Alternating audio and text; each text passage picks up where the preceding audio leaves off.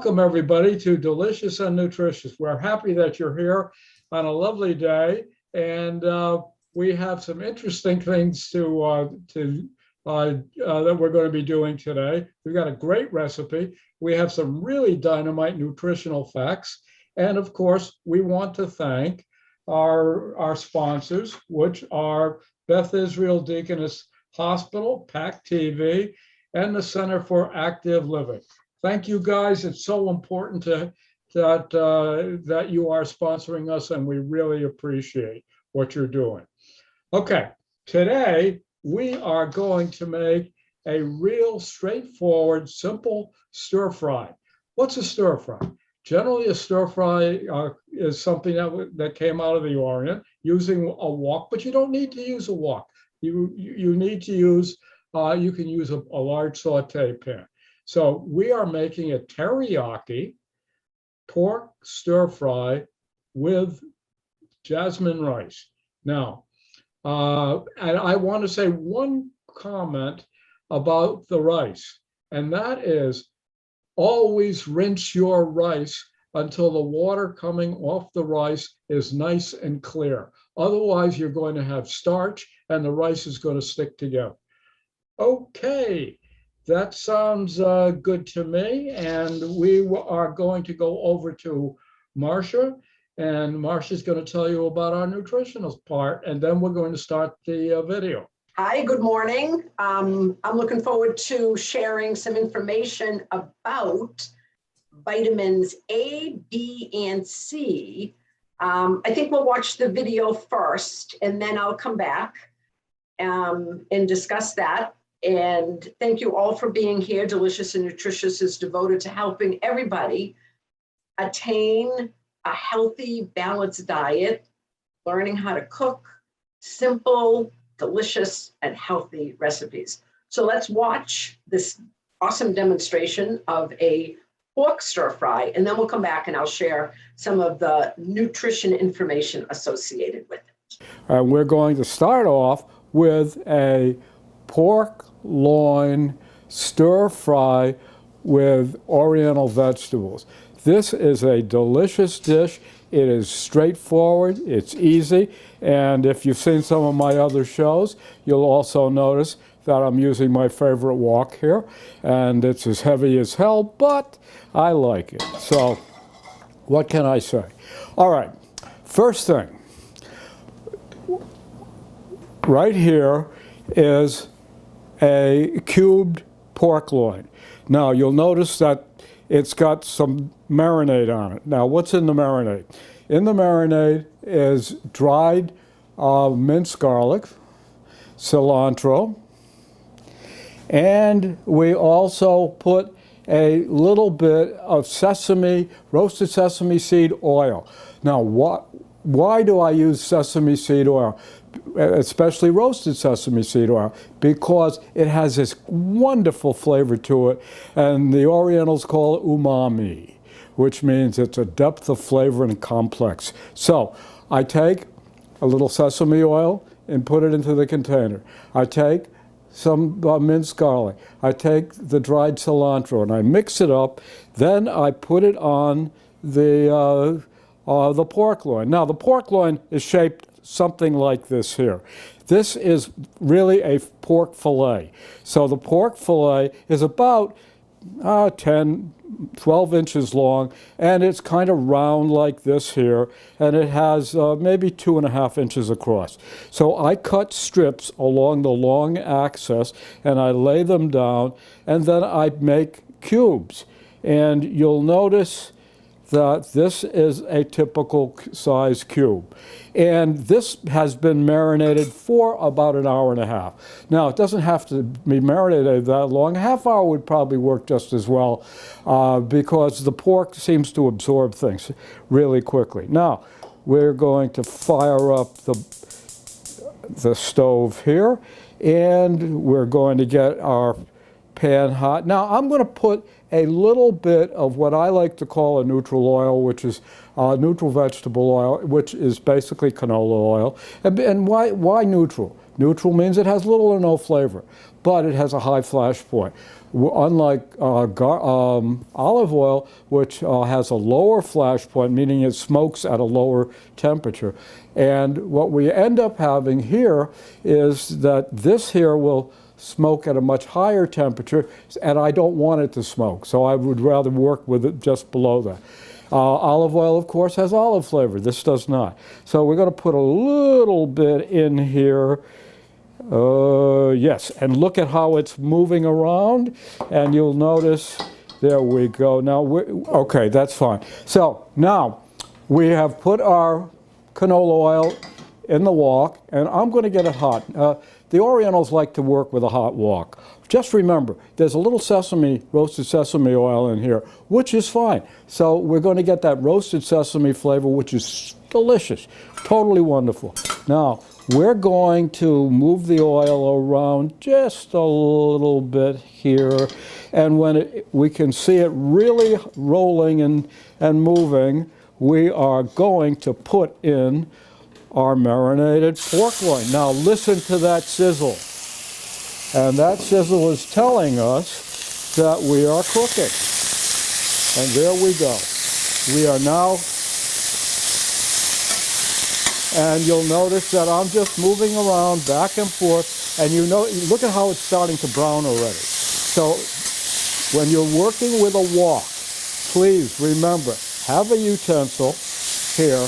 Now, because this wok doesn't have any coatings on it, and the utensil that I'm using is made out of aluminum, stainless steel, excuse me, and notice the browning that we're getting right here. Now, what we're going to do is, because we've got a fair amount of cooking to do here, we're going to just keep moving it around, and we're going to move it around some more, and move it around a little bit more. Piece here that's a little bit big, so we're going to just chop it a little bit there. And now we're going to take our next ingredient, which is diced onion, and you can see the sizes of the pieces that I'm using here. And this is going to go in right now. There we go. It's in there. And we'll put that off to one side. And what do we want to do with the onion? We just want a little bit of color on the onion. We don't want it to get overly colorful. But notice what's happening with the pork. See the color we're getting here? That is umami. That really makes it really taste good. So we are working away here, and as soon as we get a little bit, what I really want to do is I want to soften the onion. And the onion is going to take a little bit longer to cook than the other things that I'm putting in here. So we're going to just let this sit for a second, and I'm going to take out sliced bamboo shoots. And these have a really nice amount of texture. We're going to put that in next and get it in there. There we go. That goes back there. Next thing we're going to do is sliced water chestnuts. Now, if you can't, and these come in a can about the size of a tuna fish can. Now, if you can't find them sliced and they're whole, they're easy enough to slice them by themselves. So,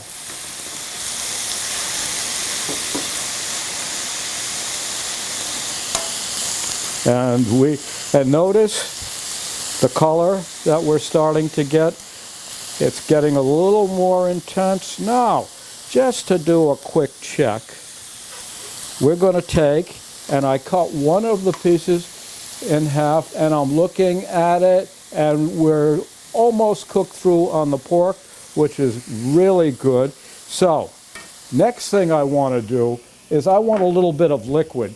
And the reason I want liquid is because I want to cook broccoli. And broccoli really needs some kind of liquid when you're cooking. So we're going to take a little bit of low sodium chicken stock. Always use the low sodium. And we're going to put some in there.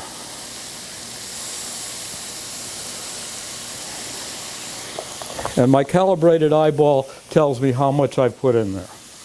So the next thing is going to go the broccoli. Now, I really like looking at cooked food, and I like the different colors. So now what do we have here? We've got the green of the broccoli. Now this broccoli is going to turn really vividly green in a few minutes. And we've got the brown, the pork loin. We've got the whiteness of the water chestnut right there. We've got the, whoops, come on, show me. Oh, here we go. This is what I want to show you. We've got a slightly ivory color here on the bamboo shoe. And it's starting to smell good. So this is what we're trying to achieve here. And we're just going to continue cooking. And I need to get do one little thing while we're just heating up the broccoli. Now the question is, I really want to thicken this just a little bit. So I'm using a tiny bit of cornstarch. And the cornstarch, if you're going to use cornstarch, you really need to use it in a cold liquid. So I'm going to take a little bit of cold liquid, which happens to be my low sodium chicken stock, and we'll put that over there and put it, that goes there. Chopsticks. How does one use chopsticks? One takes the bottom chopstick, puts it in the hand like this here, in between the fingers right there. Now you've got these fingers here, and we are now able to go up and down, but right now all we're going to do is we're just going to mix. And look at that. It really goes into suspension really nicely. And I will tell you this, that if you let it sit there for 5 minutes, it's going to go out of suspension. So it will need to be stirred, and it's really critical that you do that. So we need to get a little bit more liquid in here, and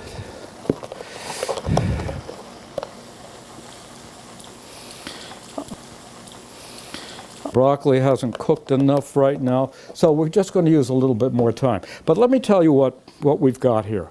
The stir fry is really a very simple thing, but the key to doing a really good stir fry is what the French love to call mise en place, which is you cut up everything that you're going to be using, and I like to line them up, and I line things up. This is going to be my first thing, my second thing, third, fourth, etc. And it goes down there, and sometimes it goes all over the place. But the reason we're doing that is that it allows me to keep things in the order that I want them to be in. And we are coming down to the point. Now look at what's happening here with the broccoli. See the vivid green in the broccoli? That's what we're looking for. And I like broccoli when it has a little bit of texture to it. So I like it a little firm. So we're coming down to the end. And what are we going to serve this with? We're going to serve it with rice, of course. So we bring in our container of rice, and we're going to take a rice bowl. And with our rice scoop, look at how nice this rice is, and it's not sticking. Why doesn't the rice stick? Because I rinsed it in cold water 4 or 5 times, and I got rid of the starch that was on the outside of the rice.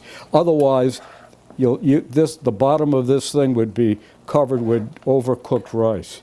And it's really critical. Rinse the rice first. Okay. We now have rice in there. We're going to stir our solution of cornstarch and chicken broth. Yes, you see, it went out of solution. All right, we turn off the heat because I don't want the heat I don't want to heat this while I'm adding my thickener. So now I add my thickener. Just put it in like that, put this down, and start mixing. And you'll see that there's a little bit of thickness. Now, how much cornstarch did I have there? About a tablespoon. That's all. And how much liquid did I have? About a tablespoon. Equal amounts of each. So, we have come down to the point where we are going to plate. Lovely rice. Oh, look at the colors here.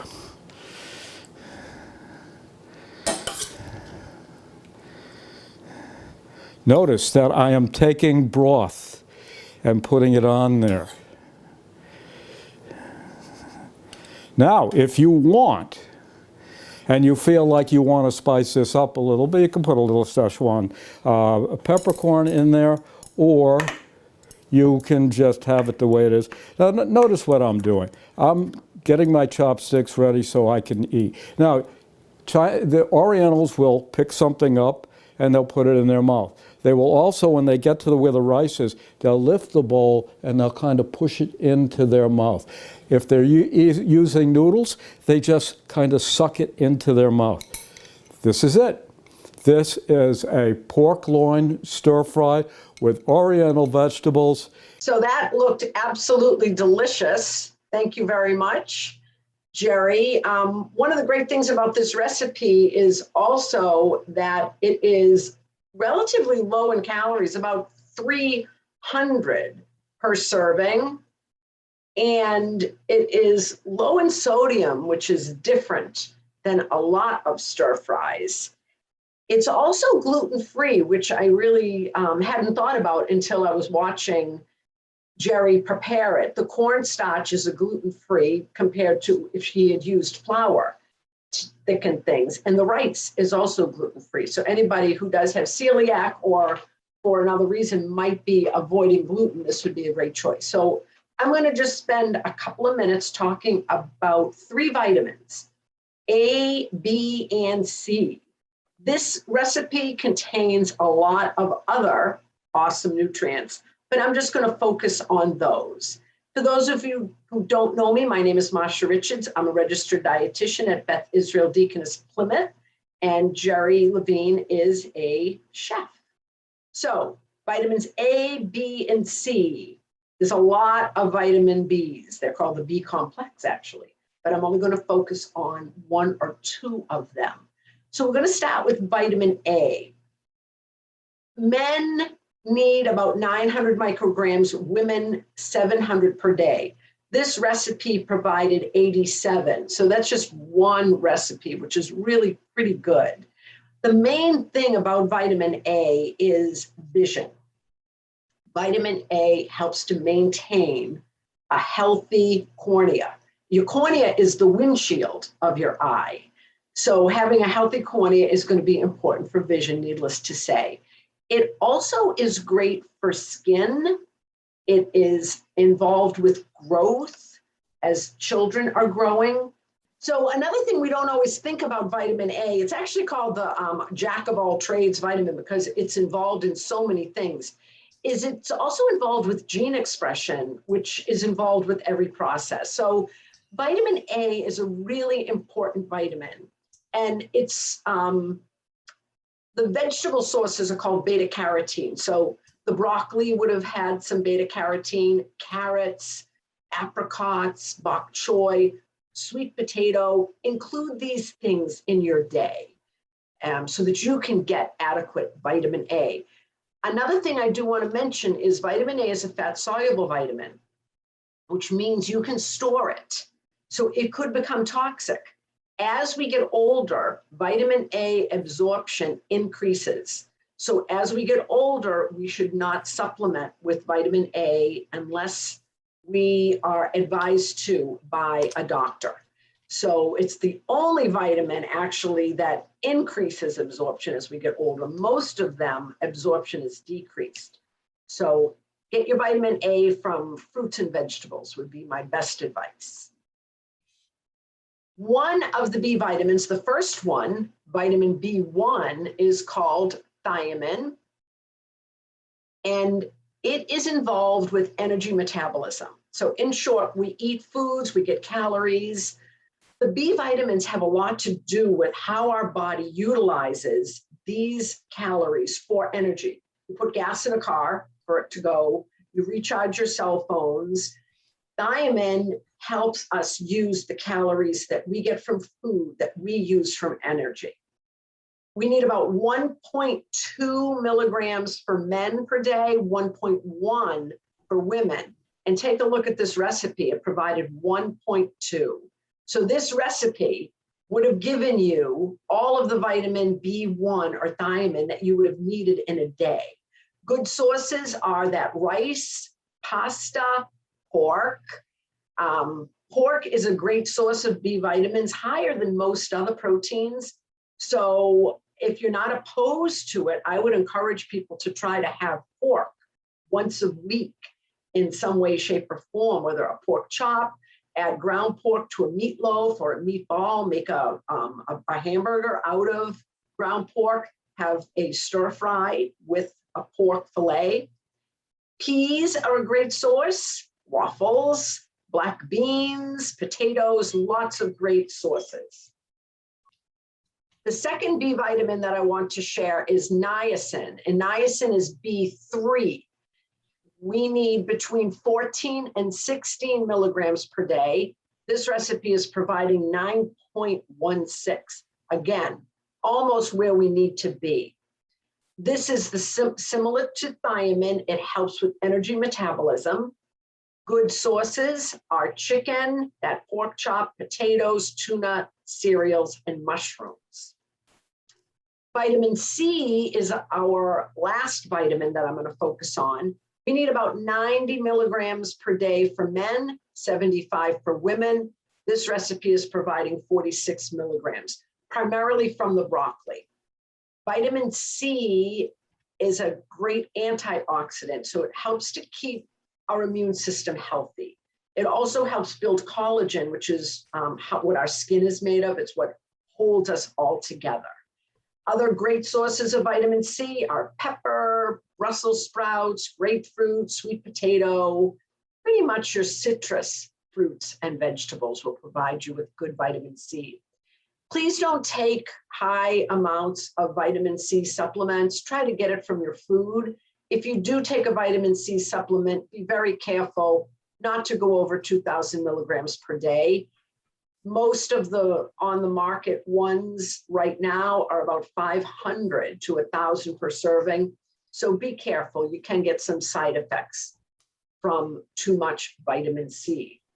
So I'm going to leave it at that. I'm going to stop my share and we can go back to our main group and see if anybody's got any questions. So I don't know if anybody, and if you, Norma's hand is raised. Hi, I have a question for Jerry, and I have a question for Marcia too.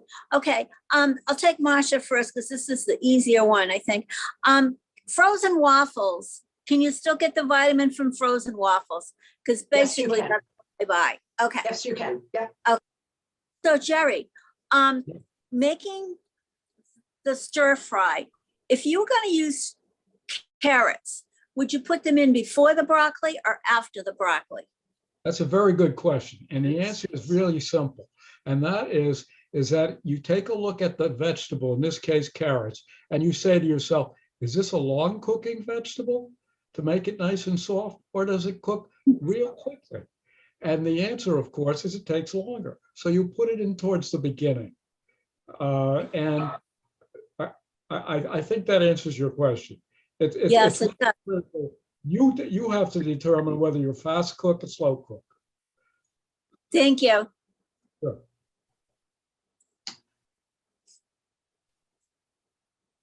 We have time for more questions.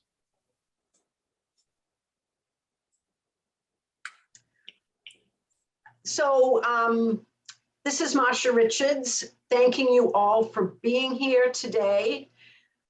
Jerry and I love to provide nutrition information and culinary expertise so that we can make sure that everybody is comfortable with eating a healthy, well-balanced diet that's also affordable and delicious. Thank you